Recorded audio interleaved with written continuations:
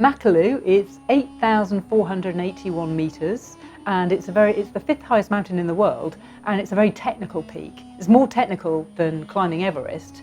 So I don't think there are an enormous number of people out there that have done that. It is a huge mountaineering challenge. It's in northeast Nepal. So you fly from Kathmandu into a place called Tumlingtar in the east, and then you've got about a 3.5 hour kind of rickety drive to the start of the trek. So it's quite a remote trek. We're going to be running it as a 22-day trip, London to London, with about 17 days actually trekking. And it's quite a hardcore trek. A few people that I met on the trek who'd done the Everest trek said that they thought that it was the harder trek to do, because the terrain is harder. You've got a lot of stone steps, you've got some rocky paths.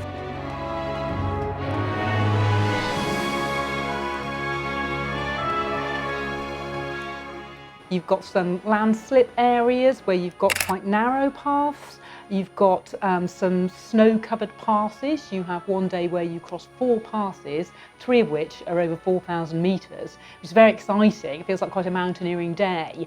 But I'd say that you don't really have anything that's quite like that on the Everest Base Camp treks, which is more of a kind of an even trail. It's like a dusty path. So you have to concentrate when you're walking a lot harder. So you have to be more confident on rough terrain. So that makes it feel a bit harder, although actually the altitude you go to is fairly similar on both trips, but it's got lots of rich scenic rewards. We had a guide and we had a porter. There were just the 2 of us, and the guide, obviously he knows the route. We had a fantastic guide, spoke really good English. He'd done this route loads of times before. He knew lots of the lodge owners, and he was fantastic to trek with. He was really good at spotting flora and fauna. He was always spotting birds, and so he was fantastic to trek with. Really good guide, and he'd be the guide that we'd be using for these trips. This trek would appeal to the very fit, enthusiastic, adventurous trekker, because it's quite an adventurous trip and you need an adventurous spirit to do it. You need to be sort of unfazed by walking on slightly difficult terrain, and be unfazed by the more basic tea houses. So nice. But it's very rewarding and it's challenging. So you want somebody that is going to like being challenged.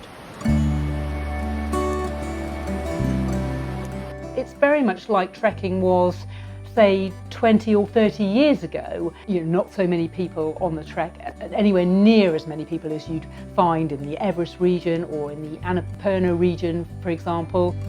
And there are fewer tea houses as well. When you're in the Everest region, you could get between 10 and 20 tea houses in a particular village. On the Makalu Base Camp trek, sometimes there's only 1.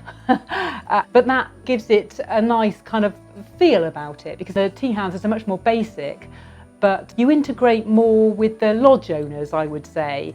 In the evening it's very cosy. You're sitting by a wood burner, drying out your socks and talking to the lodge owners and their children. One of the guys who owned the tea house that was just before Makalu Base Camp was a 9 times Everest summiteer. So obviously, very impressive character, and it was really, fascinating to talk to these people, and you really get that sense of just being a bit closer to them than you would be, say, if you were in the Everest region where you've got sort of 40 other trekkers maybe in a tea house.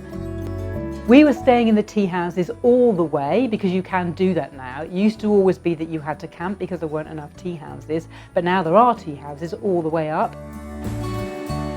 It's a Buddhist area, so you pass plenty of Mani walls. There are lots of prayer flags adorned on the high passes when you're crossing, and it has that really nice Buddhist feel about it.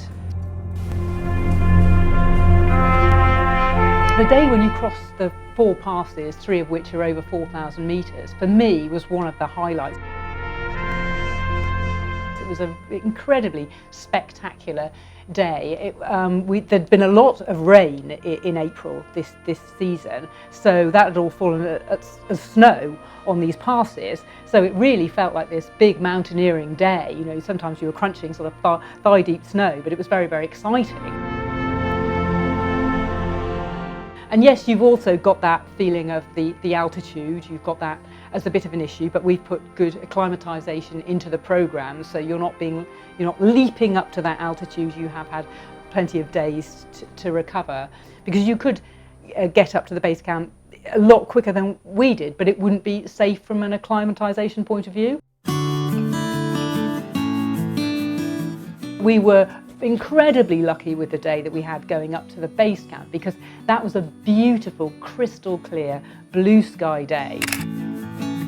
So we were able to get the most spectacular views that you could possibly imagine. You are surrounded by these soaring 6,000, 7,000 metre giants. It's absolutely stunning, and the mountain kind of slowly reveals itself to you on that day when you're going up to the base camp. And as you turn a corner, you start to see Makalu, the 5th highest mountain in the world. And it just becomes ever more impressive and dramatic as you get to the base camp itself. And there it is at the base camp, right in front of you.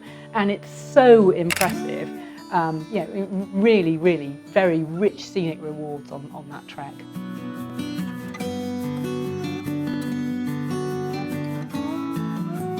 The base camp itself is at 4,800 metres, and we actually did a little walk to a fantastic viewing point which was up to 5,300 metres.